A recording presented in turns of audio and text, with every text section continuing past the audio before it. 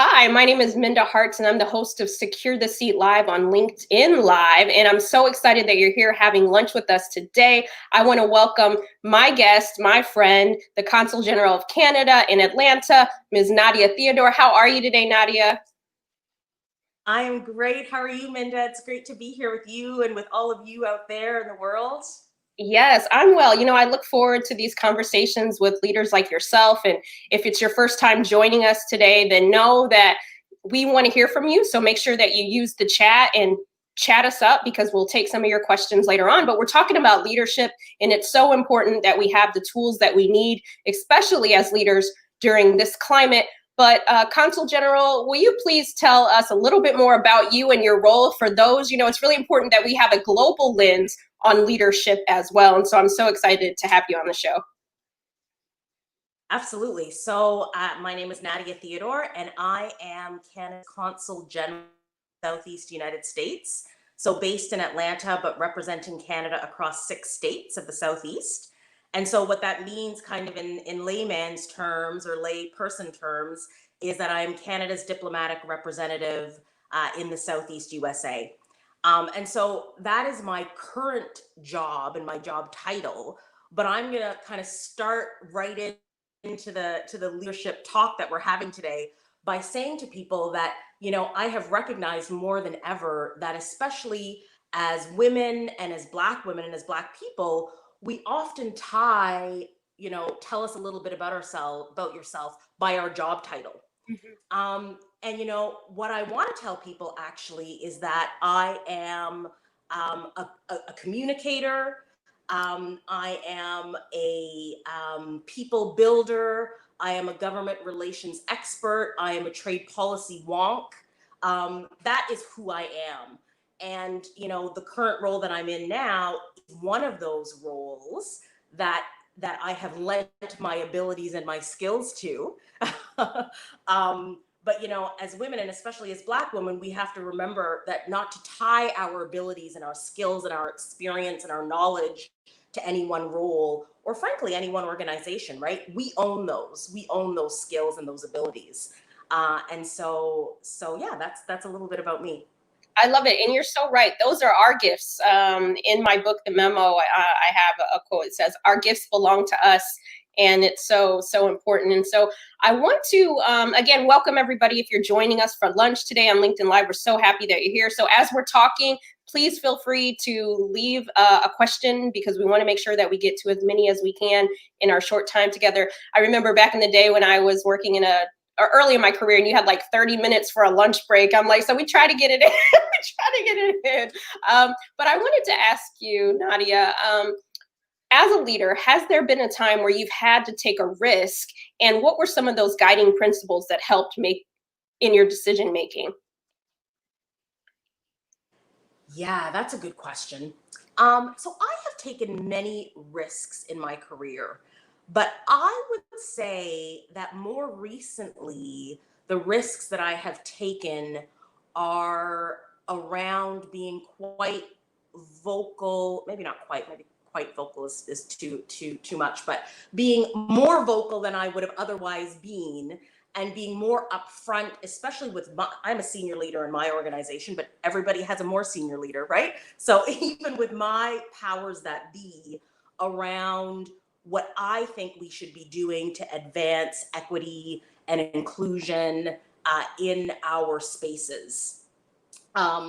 And that was a risk for me because I say to people all the time, I'm actually not an activist soul. I am a policy wonk soul, and I'm a diplomat by nature. And so, really, kind of taking that risk and deciding that I was going to use my gift and my voice to tell people what I actually thought, very frankly, was a risk for me. And, the guiding principles that I used were really ones of faith and focus,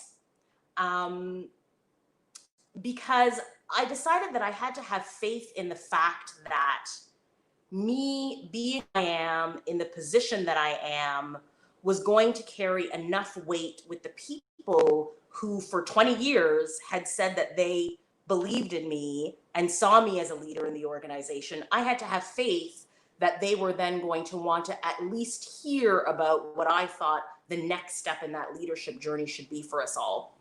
And then focus was another guiding principle, because I decided that I had to get quite centered and focused about what I wanted my legacy to be, and what I wanted my voice to lead to, beyond the policy stuff that I do, right? Beyond the core job that I do. What did I want my presence to mean when I'm no longer here, right? When I'm no longer in this position, when I'm on to something, when I've moved on to something else. And so those were the two guiding principles for me in really deciding that I was just gonna, as we say back home, give her. I see you have some fellow Canadians in the chat. We have two sets of people watching us today on LinkedIn and on YouTube. And I have to say before, I love those guiding principles. And, you know, just because I have this right by my computer. We're getting you a big one. We're getting you a big one. We don't have any Black women on money here in the United States, but I hold on to Ms. Desmond as close to the chest as I can. And I'm sure if we ask, dig deeper into her, her leadership skills, she would probably say that some of those that you mentioned were some of hers when she was in the trenches as well. And, you know, as we're talking about Black women in leadership today, I wanted to ask you, you know, when you and I had a conversation on my podcast, Secure the Seat, and I asked you about, you know, leading while being a Black woman. And, you know, all the stats say there's probably less than 2 to 3% of Black women leading in senior levels of leadership. And so you mentioned something in our conversation where you said Black women don't have the luxury of mediocrity. I would love to hear a little bit more of what that means and how you've been leading a team who aren't necessarily Black as well. And so I think that we need to redefine what leadership looks like when we talk about who are our leaders in different spaces. Yeah, absolutely. And, you know, I've been thinking a lot about that conversation and that quote in particular, that we don't have the luxury of being mediocre, especially during this global health pandemic, and you know, the situation that we are in and have been in for the past 4 months. Because for me, leading a team during COVID-19 has really brought to the surface that very quote, the fact that even during a global pandemic, whether it is external or internally driven, we as Black women in particular, but I think that all racialized women and men, frankly, who lead teams, don't feel necessarily the ability to decompress, the ability to actually take what I call radical empathy and apply that to ourselves. Because we feel oftentimes, or let me not even, I feel oftentimes that if you do that, and it comes from experience, right? Because we've all, as Black women leaders, have had that experience where we decide we're going to take a break, where we decide that we're going to be empathetic towards ourselves. And that is when your nemesis, you know, that person decides to swoop in, right, and do the most with you, right? We've all had the experience, and I am no different. And so that experience holds us, and we decide, we make a conscious decision that we are going to push through. And you and I were talking about it before, right? That we're going to push through. We don't have time for breaks. And now we're in this period of time where everybody all of a sudden wants to hear our voices, and we feel a sense of hope that change can come. And so we feel even more responsibility to talk to our teams and to push our teams forward. And what that usually looks like is us pushing ourselves forward while giving everybody else a break, right? And I've been thinking about that a lot, and I feel like, you know, what I have tried to do, and this might be unpopular, but what I have tried to do is preserve my energy with people.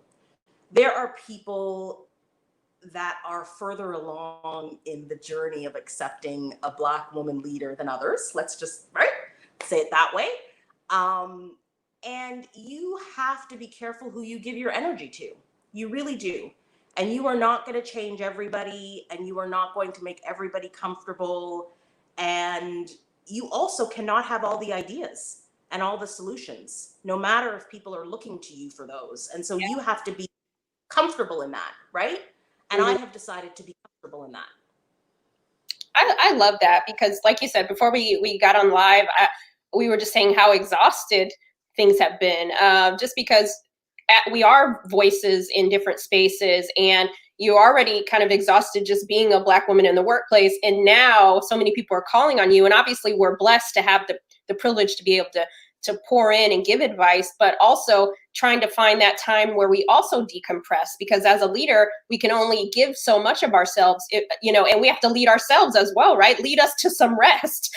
So I think that we have to also know when to like pump our brakes. I'm from California, so we got to know when you pump the brakes and say, okay, I need a break. And actually this weekend was one of those, Nadia. I had to like semi pump my brakes because I was just tired. I just was tired. So I feel better knowing that, I'm not just the only one, that we also have to give ourselves permission to do that as well.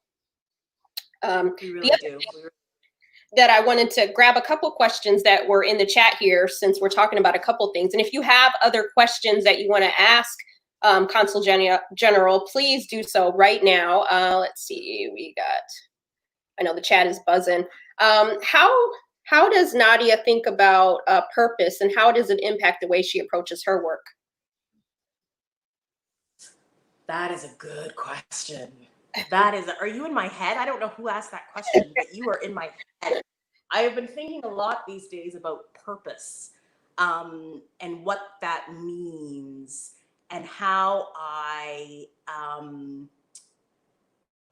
intersect this idea of purpose with the idea, frankly, of building generational wealth for my family, and how I intersect that with my true belief that as Black women leaders and Black leaders in general, we need to be in all the spaces.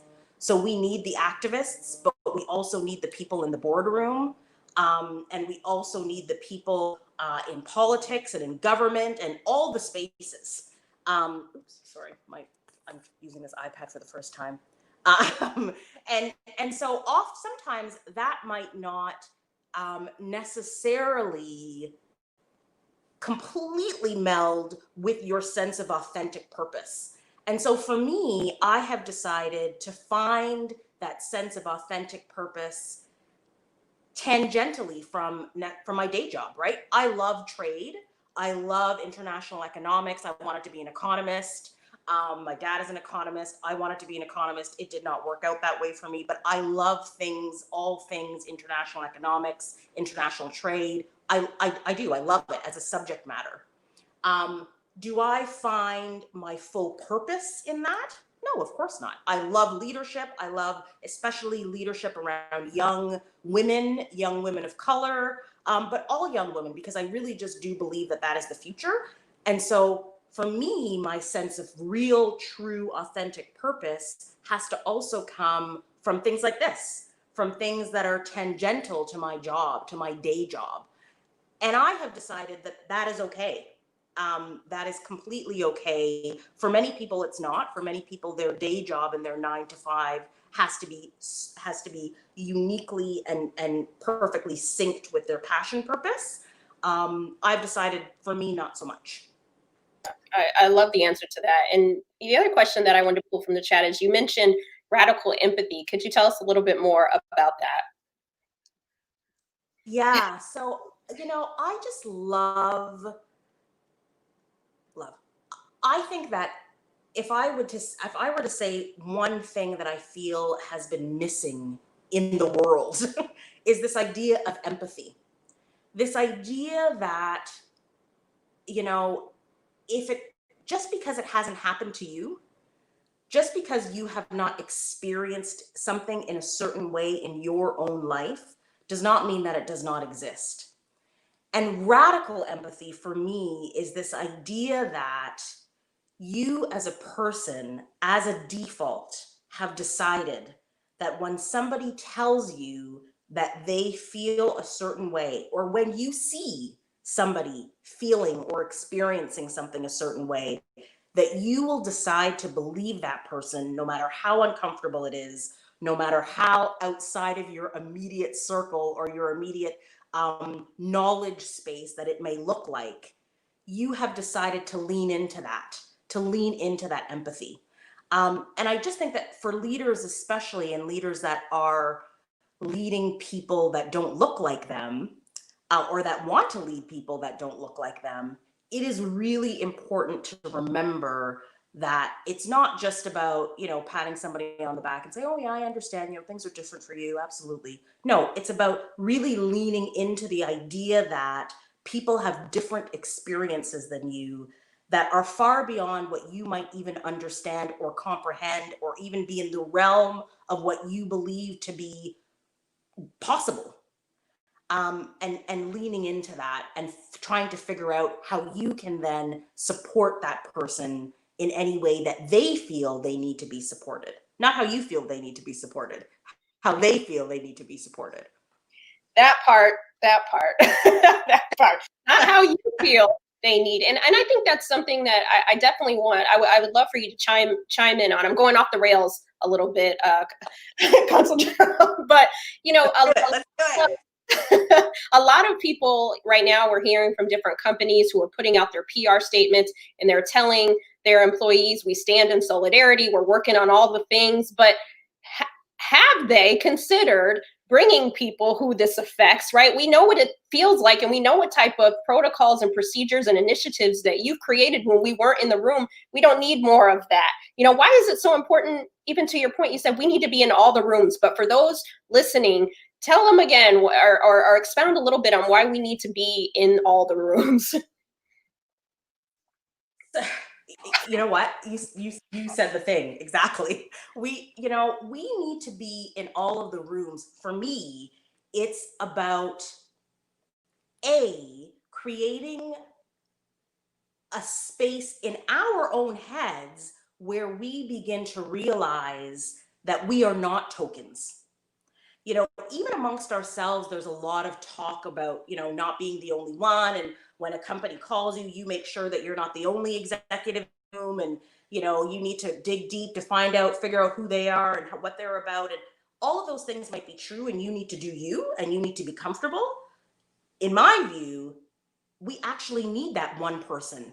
One person is better than no people. It is that one person that's going, right? I mean, it's that one person that's going to create momentum, and that's going to, and if done properly, when we are in that room and we are the only person, we need to remind ourselves that we are not a token. We are here because we have the knowledge and the skills and the ability to be here. We are qualified, we belong, and we can't get in our own way. And it is only in being in all of the rooms, the government rooms, the board rooms, the politics rooms, the activist rooms, all of the rooms, that collectively, as a people, we will begin to realize that we belong. Even if there is only one of us in each of all of the rooms, collectively, we will begin to realize that we belong. And that's why I think it's important. And it does start with one person. Yes. Oh my gosh. I just want to ring like a tambourine or something, because that was such a word. And I think that we have to, back to your statement, it actually is in the mind. We have to know that we are the room before we even enter in the room. But if we're questioning that, and it's something that I actually want to remind everybody, there's going to be a lot of opportunities thrown your way during this time period. Don't question why. You get in that room and do what needs to be done. Okay. Don't question it. Do what needs to be done.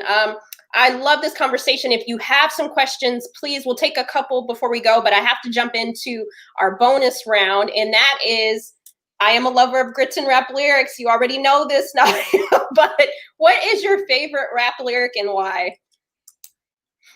So when we did the podcast, I can't remember actually when we did our podcast conversation, if I admitted to you that growing up in a West Indian household, I am more of a reggae, soca, calypso head than I am a rap head, I will admit. Okay. But I do love Drake and I do love Jay-Z.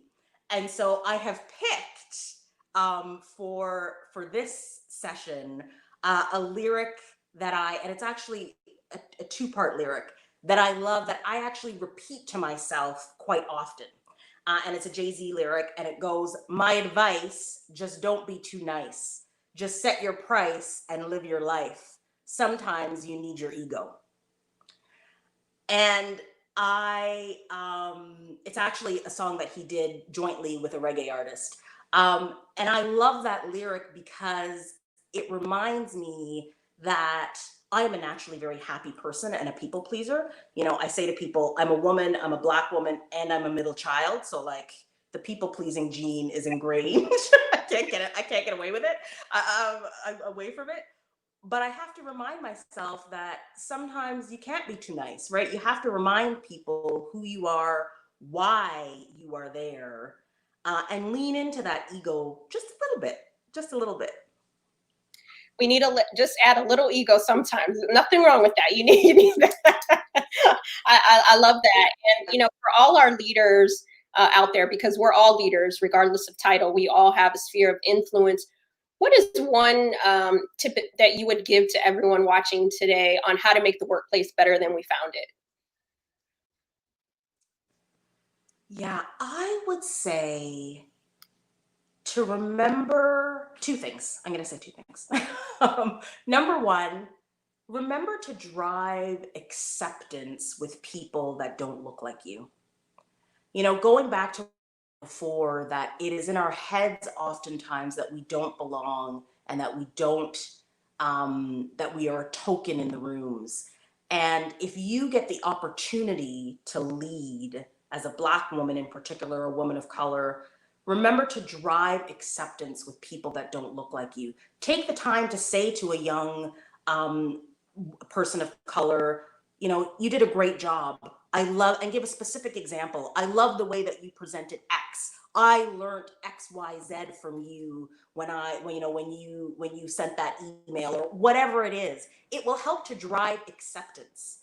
And then I would also say to remember, especially as we move forward with all of our diversity, equity, and inclusion work, to remember the difference between the window dressing of inclusion and equity and the real change of being the person who gets to call the shots, who gets to make the decisions. When you have the opportunity to get out of your seat or scooch over to allow somebody else to be the person that makes the decision and who calls the shots, please do so. You will be doing wonders for the person, but also wonders for your organization. I love that advice. Scooch, bruh. Scooch, scooch, scooch. So we can add to this table. I love it. I love it. Thank you so much for your gems. We'll take a couple of questions from the audience. Let's see. We have so many. How do you avoid getting burned when leaving companies that are not good fits?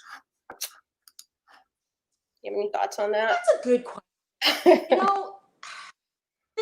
But honestly, this is and again, it might be a very unpopular position. So feel free to ask somebody else if you don't like my answer. I really do believe that if you know that a company is not a good fit for you, chances are you're not a good fit for them either. Like chances are it's kind of mutual, right? So again, don't get in your own way. Don't get caught up in all of the drama and all of the this and the that. It is completely okay to say thank you very much for all of the things that you have taught me. And again, no matter what, you will learn something in every company, even the most toxic work environment, the worst company, you will learn something. And so say thank you. Thank you for teaching me how I don't want to be treated, right? Thank you for teaching me the skills that I actually have and the value of me, because it was only by being treated the way that you treated me that I realized that this is actually, I am better than that. Thank you very much, right? And part in the most positive way forward, because in my view, usually the negativity is what will keep you up at night and not them.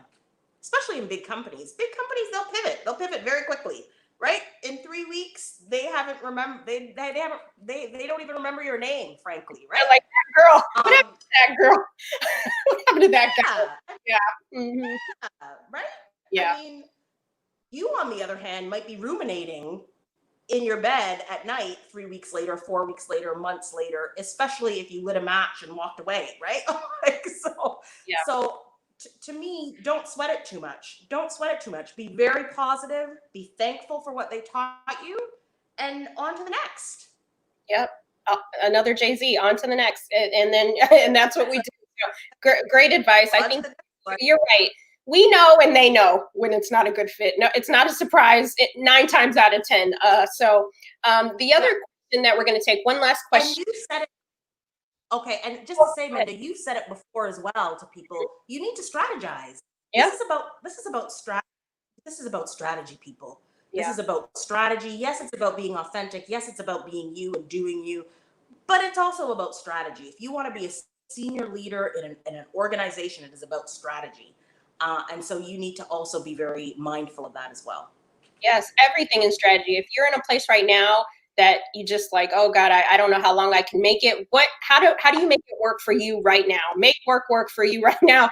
You get the things you need. So when you leave, you have the tools in your toolkit to move forward. And another question for you, Nadia, is how do you position yourself as a thought leader or a go-to on a specific subject? How do you become a subject matter expert? Yeah, I like that. So to me, what I have done is, number one, I have learned as much as I can possibly learn on a topic, not just by courses and school and all that good stuff, but by doing. And now, by doing and by following, I learn by doing. That I'm a kind of a hands-on kind of learner. Love books, love reading, absolutely. But I really get into my own, you know, into my sweet spot by doing things. And so I would often take opportunities that nobody else wanted to do. In the trade world, there are sexy trade things, believe it or not. There are sexy, fun trade things, and then there are less sexy, fun trade things.